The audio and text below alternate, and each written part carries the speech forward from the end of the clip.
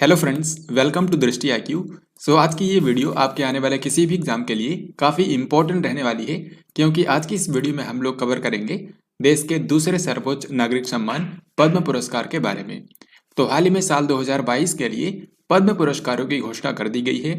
इस बार टोटल 128 पद्म पुरस्कार दिए जाएंगे। तो पद्म पुरस्कार 2022 से रिलेटेड आपकी परीक्षाओं में जो भी क्वेश्चंस पूछे जा सकते हैं, उन सभी को हम लोग यहाँ पर देखेंगे। तो ये वीडियो काफ़ी महत्वपूर्ण रहने वाली है। आपको इस वीडियो को बिल्कुल ध्यान से और अंत तक देखना है। तो चलिए शुरू करते हैं। यहाँ पर सबसे पहले आपको बता दूं, जैसा कि आप जानते हैं, भारत में जो सर्वोच्च नागरिक सम्मान होता है ये होता है भारत रत्न। लेकिन भारत रत्न के बाद देश का जो दूसरा सर्वोच्च नागरिक सम्मान होता है ये होता है पद्म विभूषण। इसके बाद तीसरा सर्वोच्च नागरिक सम्मान होता है पद्म भूषण और चौथा सर्वोच्च नागरिक सम्मान होता है पद्मश्री। और इन तीनों को कॉमन रूप से बोला जाता है पद्म पुरस्कार। यानी कि पद्म पुरस्कार जो हैं ये 3 कैटेगरी में दिए जाते हैं: पद्म विभूषण, पद्म भूषण और पद्मश्री। तो इस बार देश का हाईएस्ट जो सिविलियन अवार्ड होता है भारत रत्न, ये किसी को भी नहीं दिया गया है, सिर्फ यहाँ पर पद्म पुरस्कारों की अनाउंसमेंट हुई है। तो इन्हीं के बारे में हमको इस वीडियो के अंदर पढ़ना है। तो इस बार टोटल 128 पद्म पुरस्कारों की घोषणा की गई है। यानी कि इस बार टोटल 128 पद्म पुरस्कार दिए जाएंगे, जिनमें से 4 हैं पद्म विभूषण, 17 हैं पद्म भूषण और 107 हैं पद्मश्री।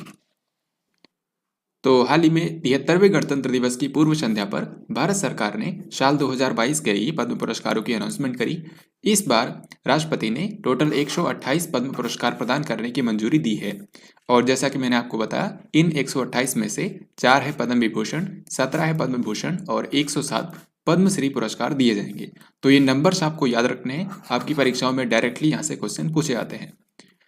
इस बार पद्म पुरस्कार पाने वालों में 34 महिलाएं शामिल हैं और यहाँ पर 13 लोगों को मरणोपरांत पद्म पुरस्कार प्रदान किया गया है।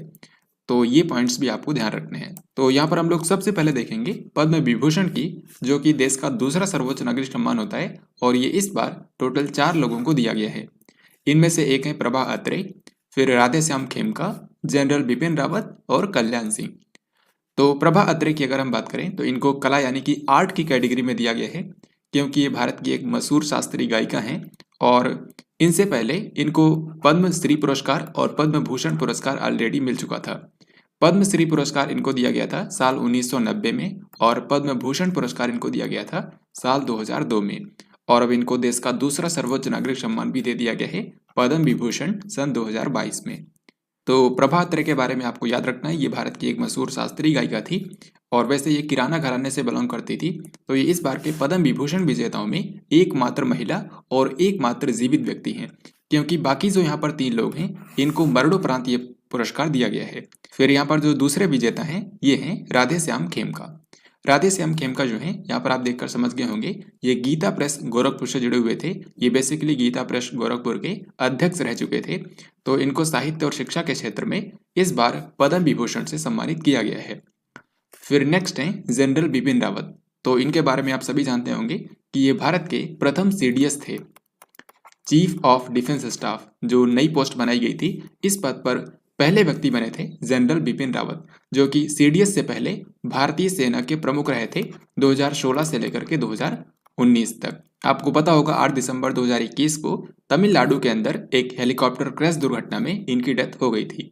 तो जनरल बिपिन रावत को मरणोपरांत सिविल सेवा में इनके योगदान के लिए पद्म विभूषण से सम्मानित किया गया है। और इसके बाद फिर आखिरी हैं कल्याण सिंह। तो कल्याण सिंह जो हैं ये उत्तर प्रदेश के पूर्व मुख्यमंत्री रहे थे। उत्तर प्रदेश के ये 2 बार मुख्यमंत्री बने थे। एक बार तो ये 1991 से 1992 तक और फिर दूसरी बार ये बने थे 1997 से लेकर के 1999 तक। तो ये 2 बार उत्तर प्रदेश के मुख्यमंत्री रहे थे। साथ ही आपको बता दूं, ये बीजेपी पार्टी से जुड़े हुए थे और ये उत्तर प्रदेश में बीजेपी पार्टी के पहले मुख्यमंत्री थे। उत्तर प्रदेश के मुख्यमंत्री के अलावा इन्होंने राजस्थान के और हिमाचल प्रदेश के राज्यपाल के रूप में भी काम किया था। तो इनकी 2021 में डेथ हो गई थी। तो इनको सार्वजनिक मामले यानी कि पब्लिक अफेयर्स की कैटेगरी में पद्म विभूषण से सम्मानित किया गया है। तो इस बार के पद्म विभूषण विजेताओं के बारे में आपको ये सारी बातें याद रखनी है। यहाँ पर आप देख भी सकते हैं इस लिस्ट के अंदर पद्म विभूषण जो है ये 4 लोगों को मिला है। प्रभा अत्रे, जो कि इनको कला के क्षेत्र में दिया गया है क्योंकि ये एक शास्त्रीय गायिका हैं, तो ये महाराष्ट्र से हैं। राज्य भी आपको याद रखना है। इसके बाद जो 3 लोग हैं इनको मरणोपरांत दिया गया है। राधेश्याम खेमका, ये उत्तर प्रदेश से थे। जनरल बिपिन रावत ये उत्तराखंड से थे और कल्याण सिंह ये भी उत्तर प्रदेश से थे। अब इसके बाद हम नेक्स्ट देखेंगे पद्म भूषण। पद्म भूषण जो पुरस्कार होता है ये देश का तीसरा सर्वोच्च नागरिक सम्मान होता है और यहाँ पर टोटल 17 विजेता हैं। इनमें से सबसे पहले हैं गुलाम नबी आज़ाद। तो इनके बारे में आप एक चीज़ जानते होंगे कि ये राज्यसभा के अपोजिशन के लीडर थे। राज्यसभा में विपक्ष के नेता रहे थे 2014 से लेकर के 2019 तक। साथ ही आपको बता दूं ये जम्मू कश्मीर के पूर्व मुख्यमंत्री भी रहे थे 2005 से लेकर 2008 तक। और ये कौन सी पार्टी से बिलोंग करते थे? ये थे कांग्रेस पार्टी के। तो इनको पब्लिक अफेयर्स की कैटेगरी में यहाँ पर पद्म भूषण से सम्मानित किया गया है। इसके बाद नेक्स्ट हैं बुद्धदेव भट्टाचार्य जी। तो बुद्धदेव भट्टाचार्य जी जो हैं ये पश्चिम बंगाल के पूर्व मुख्यमंत्री थे। सन 2000 से लेकर के 2011 तक ये पश्चिम बंगाल के मुख्यमंत्री थे। तो इनको पब्लिक अफेयर्स की कैटेगरी में यहाँ पर पद्म भूषण देने की अनाउंसमेंट की गई थी। हालांकि इन्होंने पद्म भूषण लेने से इनकार कर दिया है। तो पब्लिक अफेयर्स की कैटेगरी में यहाँ पर 2 लोगों को पद्म भूषण दिया गया है। फिर इसके बाद नेक्स्ट हम देखते हैं सिविल सेवा में यहाँ पर एक ही व्यक्ति को दिया गया है जो कि है राजीव महर्षि। इनके बारे में आप जानते होंगे कि ये राजीव महर्षि जो हैं ये भारत के 13वें कंट्रोलर एंड ऑडिटर जनरल थे। ये भारत के 13वें नियंत्रक और महालेखा परीक्षक थे और ये राजस्थान से थे। तो इनको पद्म भूषण से सम्मानित किया गया है। फिर यहाँ पर जो अगले 5 विनर हैं इन सभी को व्यापार और उद्योग यानी कि ट्रेड एंड इंडस्ट्री की कैटेगरी में दिया गया है। तो इनमें से सबसे पहले हैं नटराजन चंद्रशेखरन। तो ये जो हैं ये इस समय टाटा ट्रस्ट के चेयरमैन हैं। टाटा ट्रस्ट वही कंपनी है जिसने हाल ही में सरकारी इंडिया एयरलाइंस कंपनी का अधिग्रहण किया है। तो टाटा ट्रस्ट के चेयरमैन नटराजन चंद्रशेखरन को पद्म भूषण से सम्मानित किया गया है। फिर इसके बाद नेक्स्ट हैं साइरस पूनावाला। साइरस पूनावाला जो हैं इन्होंने ही सीरम इंस्टीट्यूट ऑफ इंडिया की स्थापना की थी और ये जो serum institute of India company है ये पुणे शहर में बेस्ड है और ये वही कंपनी है जिसने भारत के अंदर कोविशील्ड वैक्सीन को मैन्युफैक्चर किया है। ये पूरी दुनिया की सबसे बड़ी वैक्सीन मैन्युफैक्चरर कंपनी है जो कि पुणे शहर में बेस्ड है। तो इसी की स्थापना की थी साइरस पूनावाला ने, जिसके चलते इनको यहाँ पर पद्म भूषण से सम्मानित किया गया है। इसके बाद नेक्स्ट हैं कृष्णा एला और सुचित्रा एला। ये दोनों ही पति पत्नी हैं और इन्होंने ही भारत के अंदर जो भारत बायोटेक कंपनी है उसकी स्थापना की थी। और आप सभी जानते हैं कि भारत बायोटेक वही कंपनी है जिसने भारत के अंदर कोविड-19 की पहली स्वदेशी वैक्सीन बनाई थी जिसका नाम था कोवैक्सीन। तो इस कंपनी के इस योगदान को देखते हुए इसके जो फाउंडर थे कृष्णा एला और सुचित्रा एला, इनको यहाँ पर पद्म भूषण से सम्मानित किया गया है। फिर इसके बाद यहाँ पर नेक्स्ट हैं सत्यनारायण नडेला जो कि भारतीय मूल के एक अमेरिकी व्यक्ति हैं। तो इनको इस बार व्यापार और उद्योग की श्रेणी में पद्म भूषण से सम्मानित किया गया है। आपको पता होगा कि जो सत्य नडेला हैं ये इस समय माइक्रोसॉफ्ट कंपनी के चेयरमैन और सीईओ हैं। इसी तरीके से गूगल और गूगल की जो पेरेंट कंपनी है अल्फाबेट, उन दोनों कंपनियों के सीईओ हैं सुंदर पिचाई। तो इनको भी यहाँ पर व्यापार और उद्योग की श्रेणी में पद्म भूषण से सम्मानित किया गया है। बाकी के यहाँ पर विजेताओं के नाम देखते हैं। नेक्स्ट यहाँ पर जो विनर हैं इनका नाम है विक्टर बनर्जी। और विक्टर बनर्जी जो हैं ये हिंदी, अंग्रेजी, असमिया, इसके अलावा मेनली ये बांग्ला भाषा के कई सारे फिल्मों में इन्होंने अभिनय किया था। तो कला के क्षेत्र में इनको यहाँ पर पद्म भूषण से सम्मानित किया गया है। तो विक्टर बनर्जी जो हैं ये एक मशहूर अभिनेता थे पश्चिम बंगाल के। फिर इसके बाद नेक्स्ट हैं गुरमीत बाबा। यहाँ पर आप ध्यान दीजिए जिनका भी नाम पिंक कलर में लिखा हुआ है ये सभी महिला विजेता हैं और जिनके भी नाम के बैकग्राउंड जो कलर है ये हल्का सा रेड है, ये मरणोपरांत विजेता हैं। तो गुरमीत बाबा जो कि एक पंजाबी लोक गायिका थी, साल 2021 में इनकी डेथ हो गई थी और इनको मरणोपरांत यहाँ पर कला की श्रेणी में पद्म भूषण से सम्मानित किया गया है। फिर इसके बाद नेक्स्ट हैं राशिद खान। तो राशिद खान जो हैं ये भारतीय शास्त्रीय संगीत से जुड़े हुए थे। तो इनको कला की श्रेणी में यहाँ पर पद्म भूषण से सम्मानित किया गया है। यहाँ पर आपको बता दूं गुरमीत बाबा और राशिद खान इन दोनों लोगों को इससे पहले साहित्य नाटक अकादमी पुरस्कार भी मिल चुका है। इसके बाद यहाँ पर अगले जो 3 विजेता हैं इनको साहित्य और शिक्षा यानी कि लिटरेचर और एजुकेशन की कैटेगरी में इस बार पद्म भूषण दिया गया है। इनमें से एक हैं प्रतिभा राय, जिनको इससे पहले ज्ञानपीठ पुरस्कार भी मिल चुका है साल 2011 में। ये एक ओडिया लेखक थी। तो इनको भी यहाँ पर पद्म भूषण से सम्मानित किया गया है। फिर स्वामी सच्चिदानंद और वशिष्ठ त्रिपाठी, इनको भी यहाँ पर लिटरेचर और एजुकेशन की कैटेगरी में पद्म भूषण से सम्मानित किया गया है। और इसके बाद नेक्स्ट हैं देवेंद्र झाझरिया और देवेंद्र झाझरिया जो हैं ये इस बार एकमात्र ऐसे खिलाड़ी हैं जिनको पद्म भूषण से सम्मानित किया गया है। देवेंद्र झाझरिया जो हैं ये भारत के एक मशहूर पैरा ओलंपिक खिलाड़ी हैं और आज के समय ये भारत के एकमात्र और पहले ऐसे पैरा ओलंपिक खिलाड़ी हैं जिन्होंने पैरा ओलंपिक गेम्स के अंदर 2 गोल्ड मेडल जीते हैं। इन्होंने सबसे पहले 2004 में गोल्ड मेडल जीता था और उसके बाद 2016 में भी इन्होंने गोल्ड मेडल जीता था और साल 2020 के जो टोक्यो ओलंपिक गेम्स हुए थे उसमें इन्होंने सिल्वर मेडल जीता था। यानी कि पैरा ओलंपिक गेम्स में इन्होंने टोटल 3 मेडल जीते हैं, 2 गोल्ड और 1 सिल्वर। तो याद रखिएगा देवेंद्र झाझरिया जो कि एथलेटिक्स से संबंधित हैं और ये भाला फेंक खेलते हैं। तो इनको यहाँ पर इस बार स्पोर्ट्स की कैटेगरी में पद्म भूषण से सम्मानित किया गया है। फिर इसके बाद नेक्स्ट व्यक्ति हैं संजय राजाराम जो कि मैक्सिको के व्यक्ति हैं। ये उत्तर प्रदेश में इनका जन्म हुआ था लेकिन बाद में ये मैक्सिको की इन्होंने नागरिकता ले ली थी। तो भारतीय मूल के ये मैक्सिको के व्यक्ति हैं संजय राजाराम जिन्होंने कृषि के क्षेत्र में काफ़ी योगदान दिया था। स्पेशली इन्होंने गेहूं की 480 किस्मों को विकसित किया था जो कि आज के समय दुनिया के लगभग 51 देशों के अंदर उगाई जाती हैं। तो ग्रीन रेवोल्यूशन में इनका काफ़ी ज़्यादा योगदान था जिसके चलते इनको मरणोपरांत यहाँ पर पद्म भूषण से सम्मानित किया गया है। और आप देख सकते हैं ये एकमात्र व्यक्ति हैं जिनको साइंस एंड इंजीनियरिंग की कैटेगरी में इस बार पद्म भूषण से सम्मानित किया गया है। तो इनका नाम काफ़ी महत्वपूर्ण हो जाता है। फिर इसके बाद आखिर में है मधुर जाफरी। तो मधुर जाफरी जो हैं ये अमेरिका के व्यक्ति हैं। इनको यहाँ पर कलनरी यानी कि पाक कला की कैटेगरी में इस बार पद्म भूषण से सम्मानित किया गया है। ये एक मशहूर शेफ और फूड जर्नलिस्ट हैं। तो अभी तक हम लोगों ने पद्म अवार्ड्स के अंदर जो पद्म विभूषण और पद्म भूषण अवार्ड होता है इनके बारे में जाना है। अब हम लोग देखेंगे पद्मश्री पुरस्कार विजेताओं के बारे में। तो इस बार जो पद्मश्री पुरस्कार हैं ये टोटल 107 लोगों को दिए गए हैं। इनमें से जो स्पोर्ट्स की कैटेगरी होती है इनमें से अक्सर आपकी परीक्षाओं के अंदर क्वेश्चंस पूछे जाते हैं तो इन्हीं के बारे में आप लोग यहाँ पर देखेंगे। तो यहाँ पर आप देखिए स्पोर्ट्स की कैटेगरी में इस बार टोटल 8 खिलाड़ियों को पद्मश्री से सम्मानित किया गया है और इनमें भी आप देखें तो 5 तो ऐसे खिलाड़ी हैं जिन्होंने टोक्यो ओलंपिक्स या फिर पैरा ओलंपिक्स में हिस्सा लिया था। तो इनके बारे में आपको ऑलरेडी पता होगा जैसे कि नीरज चोपड़ा। तो नीरज चोपड़ा ने जो 2020 के टोक्यो ओलंपिक गेम्स हुए थे उसमें इन्होंने एकमात्र गोल्ड मेडल जीता था भाला फेंक के अंदर। तो नीरज चोपड़ा जो हैं ये एथलेटिक्स से संबंधित हैं और ये हरियाणा राज्य से हैं। तो इनको यहाँ पर पद्मश्री दिया गया है। फिर इसके बाद वंदना कटारिया जो कि एक महिला हॉकी खिलाड़ी हैं और 2020 के टोक्यो ओलंपिक गेम्स में इन्होंने भारतीय महिला टीम में हिस्सा लिया था। हालांकि भारतीय महिला टीम कोई भी मेडल नहीं जीत पाई थी लेकिन वंदना कटारिया जो हैं ये इन्होंने एक रिकॉर्ड बनाया था कि ये भारत की पहली महिला खिलाड़ी बनी थी जो कि ओलंपिक गेम्स के अंदर हॉकी में इन्होंने हैट्रिक लगाया था।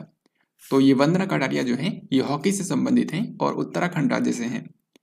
फिर इसके बाद सुमित अंतिल जो आज के समय दुनिया के नंबर 1 पैरा ओलंपिक भाला फेंक खिलाड़ी हैं। इन्होंने भी 2020 के पैरा ओलंपिक गेम्स के अंदर गोल्ड मेडल जीता था भाला फेंक के अंदर। तो ये पैरा एथलेटिक्स से संबंधित हैं और हरियाणा राज्य से हैं। फिर प्रमोद भगत जो कि भारत के एक पैरा बैडमिंटन प्लेयर हैं और 2020 के टोक्यो पैरा ओलंपिक गेम्स के अंदर इन्होंने बैडमिंटन में गोल्ड मेडल जीता था। तो ये ओडिशा राज्य से हैं और इनको भी पद्मश्री से सम्मानित किया गया है। फिर इसके बाद नेक्स्ट हैं अवनी लेखरा। तो अवनी लेखरा जो हैं ये भारत की एक मशहूर पैरा शूटर हैं और 2020 के पैरा ओलंपिक गेम्स के अंदर इन्होंने एक नहीं बल्कि 2 मेडल जीते थे, एक गोल्ड और एक ब्रॉन्ज मेडल। तो अवनी लेखरा को भी इस बार पद्मश्री से सम्मानित किया गया है। इसके अलावा यहाँ पर जो अन्य 3 विजेता हैं इनके बारे में भी आपको ध्यान रखना है जैसे कि शंकर नारायणन मेनन। तो शंकर नारायणन मेनन जो हैं ये मार्शल आर्ट से संबंधित हैं और केरल राज्य से हैं। इसी तरीके से फैसल अलीदार ये भी मार्शल आर्ट से संबंधित हैं और ये जम्मू कश्मीर के हैं।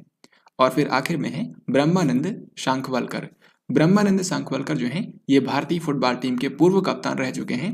तो इनको यहाँ पर फुटबॉल में इनके योगदान के लिए पद्मश्री से सम्मानित किया गया है और ये गोवा राज्य से हैं। तो दोस्तों इस तरीके से मैंने अभी तक आपको 2020 के पद्म पुरस्कार विजेताओं के बारे में जो सबसे इम्पोर्टेंट विनर्स हैं जिनके बारे में आपकी परीक्षाओं के अंदर क्वेश्चंस पूछे जा सकते हैं उनके बारे में बताया है। अब हम लोग इस पूरे टॉपिक पर क्वेश्चन आंसर्स देखेंगे कि किस तरीके से आपकी परीक्षाओं में इस टॉपिक से क्वेश्चंस पूछे जा सकते हैं। तो यहाँ पर मैंने टोटल 20 क्वेश्चंस निकाले हैं जो कि आपको बिल्कुल ध्यानपूर्वक करने हैं। चलिए शुरू करते हैं। तो देखिए यहाँ पर सबसे पहला सवाल है पद्म पुरस्कार जो है ये किसके द्वारा प्रदान किए जाते हैं। तो पद्म पुरस्कार की अनाउंसमेंट तो गणतंत्र दिवस की पूर्व संध्या पर यानी कि 25 जनवरी को की जाती है, लेकिन ये प्रदान किए जाते हैं मार्च अप्रैल के महीने में भारत के राष्ट्रपति के द्वारा, जो कि इस समय है राष्ट्रपति रामनाथ कोविंद। सो इस क्वेश्चन का आंसर होगा ऑप्शन नंबर ए। पद्म पुरस्कार सबसे पहली बार किस वर्ष प्रदान किए गए थे? तो पद्म अवार्ड जो हैं ये सबसे पहली बार प्रदान किए गए थे साल 1954 में। सो इस क्वेश्चन का आंसर होगा ऑप्शन डी। वर्ष 2022 के लिए कुल कितने पद्म पुरस्कार प्रदान करने की घोषणा हुई है? तो इस साल यानी कि साल 2022 के लिए जो देश के दूसरे सर्वोच्च सम्मान होते हैं पद्म पुरस्कार, ये टोटल 128 लोगों को प्रदान करने की घोषणा हुई है। सो इस क्वेश्चन का आंसर होगा ऑप्शन नंबर सी। इन 128 में से यहाँ पर 4 हैं पद्म विभूषण विजेता, फिर 17 हैं पद्म भूषण विजेता और 107 हैं पद्मश्री विनर्स। तो इनके बारे में भी ध्यान रखिएगा। वर्ष 2022 के लिए पद्म पुरस्कार पाने वालों में कुल कितनी महिलाएं हैं? तो जो 128 पद्म पुरस्कार घोषित किए गए हैं इनमें से टोटल 34 महिलाएं हैं। सो इस क्वेश्चन का आंसर हो गया ऑप्शन डी। वर्ष 2022 के लिए कुल कितने व्यक्तियों को मरणोपरांत पद्म पुरस्कार प्रदान किए जाएंगे? तो साल 2022 के लिए जो 128 पद्म पुरस्कारों की अनाउंसमेंट हुई है इसमें से 13 लोगों को मरणोपरांत यानी कि पोस्टमसली ये पुरस्कार प्रदान किए जाएंगे। सो इस क्वेश्चन का आंसर होगा ऑप्शन नंबर बी। पद्म पुरस्कार कुल कितनी श्रेणियों में प्रदान किया जाता है? तो पद्म अवार्ड जो होते हैं ये टोटल 3 श्रेणियों में प्रदान किए जाते हैं। सबसे बड़ा इनमें से होता है पद्म विभूषण, फिर होता है पद्म भूषण और तीसरा होता है पद्मश्री। सो इस क्वेश्चन का आंसर हो गया ऑप्शन नंबर बी। वर्ष 2022 में कुल कितने पद्म विभूषण पुरस्कार प्रदान किए जाएंगे? तो पद्म विभूषण जो कि भारत रत्न के बाद देश का दूसरा सर्वोच्च नागरिक सम्मान होता है, ये इस साल टोटल 4 लोगों को दिया गया है। सो इस क्वेश्चन का आंसर होगा ऑप्शन नंबर ए। तो ये 4 लोग कौन कौन से हैं? एक तो है प्रभा अत्रे, फिर हैं राधेश्याम खेमका, इसके अलावा उत्तर प्रदेश के पूर्व मुख्यमंत्री कल्याण सिंह और इसके अलावा भारत के प्रथम CDS जनरल बिपिन रावत। तो इन 4 लोगों के नाम आपको याद रखने हैं। वर्ष 2022 में कुल कितने पद्म भूषण पुरस्कार प्रदान किए जाएंगे? तो पद्म भूषण जो कि भारत रत्न और पद्म विभूषण के बाद देश का तीसरा सर्वोच्च नागरिक सम्मान होता है, ये 2022 में टोटल 17 लोगों को देने की अनाउंसमेंट की गई है। सो इस क्वेश्चन का आंसर हो जाएगा ऑप्शन नंबर डी। वर्ष 2022 में कुल कितने पद्मश्री पुरस्कार प्रदान किए जाएंगे? तो पद्मश्री जो कि देश का चौथा सर्वोच्च नागरिक सम्मान होता है, ये साल 2022 में टोटल 107 लोगों को दिए जाने की घोषणा की गई है। सो इस प्रश्न का सही उत्तर होगा ऑप्शन नंबर बी। वर्ष 2022 में किस एकमात्र महिला को पद्म विभूषण पुरस्कार प्रदान किया जाएगा? तो पद्म विभूषण आप जानते हैं इस बार टोटल 4 लोगों को दिया गया है और उसमें से एकमात्र महिला है प्रभा अत्रे जो कि भारत की एक मशहूर शास्त्रीय गायिका हैं। सो इस क्वेश्चन का आंसर होगा ऑप्शन नंबर ए और ये महाराष्ट्र से हैं, ये भी आपको ध्यान रखना है। साल 2022 में किसे मरणोपरांत पद्म विभूषण प्रदान किया जाएगा? तो जैसा कि मैंने आपको बताया पद्म विभूषण टोटल 4 लोगों को दिया गया है। इनमें से एक तो है प्रभा अत्रे और बाकी जो 3 लोग हैं उन सभी को यहाँ पर मरणोपरांत दिया गया है। उनमें से एक हैं उत्तर प्रदेश के पूर्व मुख्यमंत्री कल्याण सिंह, फिर गीता प्रेस के पूर्व अध्यक्ष राधेश्याम खेमका और भारत के प्रथम CDS जनरल बिपिन रावत। तो इस क्वेश्चन का सही उत्तर हो जाएगा ऑप्शन नंबर डी। तो इन तीनों लोगों को मरणोपरांत देश का दूसरा सर्वोच्च नागरिक सम्मान दिया गया है। फिर इसके बाद अगला सवाल है कल्याण सिंह जिन्हें मरणोपरांत पद्म विभूषण प्रदान किया जाएगा, ये किस राज्य के पूर्व मुख्यमंत्री थे? तो इस तरीके से आपकी परीक्षाओं में क्वेश्चन पूछे जाते हैं। इस क्वेश्चन का आंसर हो जाएगा ऑप्शन नंबर सी। ये उत्तर प्रदेश के 2 बार मुख्यमंत्री बने थे और ये बीजेपी पार्टी के थे, ये आपको ध्यान रखना है। साथ ही ये राजस्थान और हिमाचल प्रदेश के राज्यपाल भी रह चुके थे। भारत के प्रथम चीफ ऑफ डिफेंस स्टाफ यानी कि भारत के first CDS general Bipin Rawat को किस पुरस्कार से सम्मानित किया जाएगा? तो यहाँ पर इनको इस बार देश का दूसरा सर्वोच्च नागरिक सम्मान दिया गया है मरणोपरांत। ये पुरस्कार है पद्म विभूषण। सो इस प्रश्न का सही उत्तर हो जाएगा ऑप्शन डी। और जनरल बिपिन रावत जो हैं ये उत्तराखंड राज्य से थे, ये भी आपको ध्यान रखना है। राधेश्याम खेमका को इनमें से किस क्षेत्र में योगदान के लिए मरणोपरांत पद्म विभूषण प्रदान किया जाएगा? तो राधेश्याम खेमका जो है ये गीता प्रेस गोरखपुर के अध्यक्ष रहे थे, तो इनको साहित्य और शिक्षा के क्षेत्र में इस बार पद्म विभूषण प्रदान किया जाएगा। सो इस क्वेश्चन का आंसर होगा ऑप्शन डी, यानी कि लिटरेचर एंड एजुकेशन। सत्य नडेला को पद्म भूषण 2022 प्रदान किया जाएगा। आपको बताना है कि ये किस कंपनी के वर्तमान मुख्य कार्यकारी अधिकारी यानी कि सीईओ हैं। तो सत्य नडेला जो कि भारतीय मूल के व्यक्ति हैं, इनको इस साल के लिए पद्म भूषण से सम्मानित किया जाएगा और ये जिस कंपनी के समय मुख्य कार्यकारी अधिकारी हैं, ये कंपनी है माइक्रोसॉफ्ट। तो माइक्रोसॉफ्ट के जो वर्तमान सीईओ हैं सत्य नडेला, इनको देश का तीसरा सर्वोच्च नागरिक सम्मान दिया जाएगा। सुंदर पिचाई को पद्म भूषण 2022 प्रदान किया जाएगा। यह किस कंपनी के वर्तमान मुख्य कार्यकारी अधिकारी हैं? तो सुंदर पिचाई जो है ये न केवल गूगल बल्कि गूगल की जो पेरेंट कंपनी है अल्फाबेट, इन दोनों कंपनियों के वर्तमान समय में सीईओ हैं। तो इस प्रश्न का सही उत्तर हो जाएगा उपरोक्त दोनों। पैरा ओलंपिक पदक विजेता देवेंद्र झाझरिया को पद्म भूषण 2022 प्रदान किया जाएगा। ये किस खेल से जुड़े हैं? तो देवेंद्र झाझरिया जो हैं ये भारत के एकमात्र ऐसे पैरा ओलंपिक खिलाड़ी हैं जिन्होंने पैरा ओलंपिक गेम्स के अंदर 2 गोल्ड मेडल जीते हैं। तो देवेंद्र झाझरिया जो हैं ये पैरा ओलंपिक में भाला फेंक खेलते हैं। सो इसका आंसर होगा ऑप्शन नंबर डी। ओलंपिक स्वर्ण पदक विजेता नीरज चोपड़ा को 2022 के लिए कौन सा नागरिक पुरस्कार प्रदान किया जाएगा? तो नीरज चोपड़ा जिन्होंने एथलेटिक्स में भारत को ओलंपिक्स के अंदर पहला गोल्ड मेडल दिलाया था, ये भाला फेंक से संबंधित हैं और इनको इस साल के लिए पद्मश्री से सम्मानित किया गया है। सो इस प्रश्न का उत्तर होगा ऑप्शन नंबर ए। निम्न में से किस प्रसिद्ध गायक को पद्मश्री पुरस्कार 2022 प्रदान किया जाएगा? तो पद्मश्री जो कि टोटल 107 लोगों को दिया गया है, उनमें से मैंने आपको स्पोर्ट्स कैटेगरी में बताया था, लेकिन यहाँ पर एक मशहूर गायक का नाम भी आपको याद रखना है जो कि है सोनू निगम।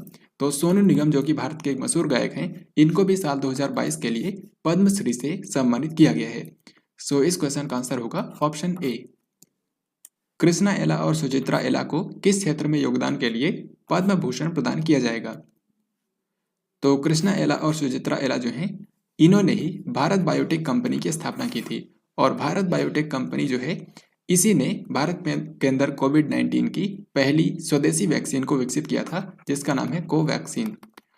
तो इनके इस योगदान के लिए इस साल इनको पद्म भूषण से सम्मानित किया गया है। सो इस क्वेश्चन का आंसर हो जाएगा ट्रेड एंड इंडस्ट्री, यानी कि व्यापार और उद्योग। पद्म पुरस्कार 2022 के संबंध में इनमें से कौन सा विकल्प सही नहीं है? तो प्रभा अत्रे को इस बार पद्म विभूषण दिया गया है, ये बिल्कुल ठीक है। गुलाम नबी आज़ाद जो कि जम्मू कश्मीर के पूर्व मुख्यमंत्री थे और ये कांग्रेस पार्टी से थे, तो इनको पद्म भूषण दिया गया है, ये भी ठीक है। साइरस पूनावाला जिन्होंने सीरम इंस्टीट्यूट ऑफ इंडिया की स्थापना की थी, इनको पद्म विभूषण नहीं बल्कि इनको दिया गया है पद्म भूषण। तो यही ऑप्शन यहाँ पर गलत था। इसके अलावा कल्याण सिंह को मरणोपरांत पद्म विभूषण से सम्मानित किया गया है। तो फ्रेंड्स ये था आज का लास्ट क्वेश्चन। आई होप आपने इस वीडियो को ध्यान से देखा होगा।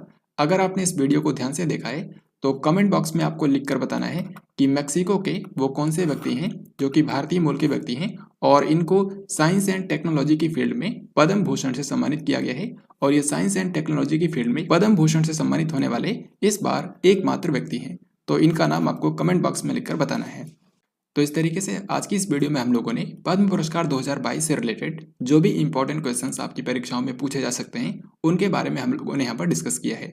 तो आई होप आपको ये वीडियो पसंद आया होगा और अगर आपको ये वीडियो पसंद आया है तो इस वीडियो को लाइक और शेयर जरूर करें। साथ ही कमेंट बॉक्स में लिखकर बताएं कि आपको ये वीडियो कैसा लगा। तो हम लोग मिलेंगे जल्दी एक नई वीडियो के अंदर। तब तक के लिए जय हिंद, वंदे मातरम।